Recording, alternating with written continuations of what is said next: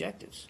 And in that same vein, the Deputy Foreign Minister, Mr. Rybakov of Russia, is still alleging, as of a couple of hours ago, that the U.S. still has not distinguished between terrorist groups and moderate opposition as part of trying to negotiate some sort of cooperative deal between the U.S. and Russia on fighting ISIL inside Syria. I take it then that you dispute his characterization. Yes, I would. I would. What is the status of trying to reach that agreement? I'm not going to, as you said, look, I'm not, as we've said, we're not going to talk about the specifics of the proposals that the United States and Russia have agreed to pursue here to try to better enforce the cessation of hostilities. And the reason why I'm comfortable disputing a notion that we've somehow been less clear here about groups is that it isn't just about the United States. It's the international community, the ISSG, the UN, all have agreed that that UN-designated foreign terrorist organizations are outside the cessation of hostilities, and those are the only groups that are outside the cessation of hostilities. And to date, that has included obviously Daesh and al-Nusra.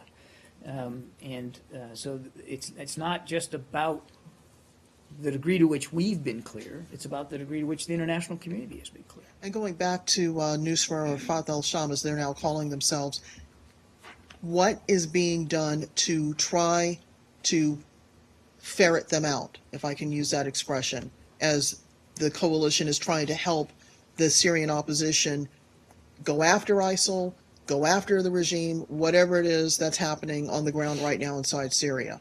I'm not sure I understand what you mean by ferret them out. All right, that was a cute way of saying of trying to kill them.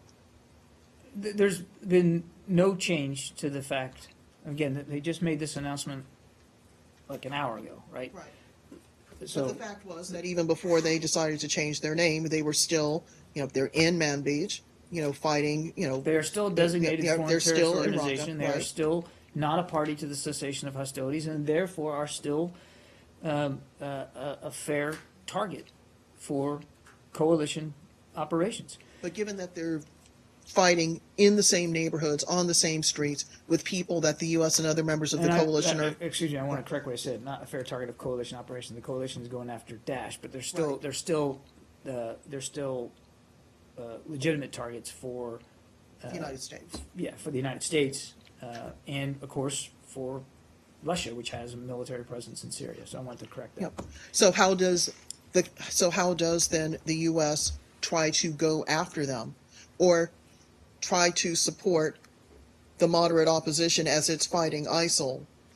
How do you tease all of that out? How do you not end up killing the wrong people, killing your own people? Look, this is the fact that the loyalties of some opposition fighters have shifted or shift, and that there has been an intermingling of sorts with al-Nusra is not a new problem. And it has been a struggle. Some of that intermingling has been by design, as I said, because some loyalties have shifted among members of these groups, and some of it has been coincidental. But it has complicated efforts to better and more effectively target al-Nusra.